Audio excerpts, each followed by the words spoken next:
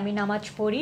অবশ্যই ৫ ওয়াক্ত পড়া হয় না, কিন্তু যতটুকু আমার পক্ষে সম্ভব আমি পড়ি। যেমন কি আসার সময় জোহরের নামাজটিও পড়ে এসেছি।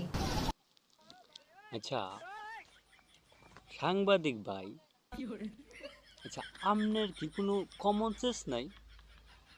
আচ্ছা, এই বেডিটা দেখছেন কত সুন্দর করে পদ্মা করে বসে রয়েছে। আপনি যে ক্যামেরাটা ধরছেন এই বেডিটার মুখে, আপনি তো এমনি জাহান না। আমরা আমরা সবাই তো এইখানে আছি না, দেখতেছি তো বেডিটা ওই যে নামাজ পড়েছি, বেডি আবার কইতাছে সুন্দর করে যে আমি জুহুরের নামাজটাও পড়েছি। আপনার যে ক্যামেরাটা ধরছেন এই পদ্মাশালী মহিলাদের মানে বৃত্তে যে মানে বাহিরদের যে ক্যামেরাটা ধরলেন, ওখানে এই ক্যামেরাটা যে ধরলেন আপনি, আপনি তো এমনি জাহান্নামী হয়ে গেছেন গা মিয়া।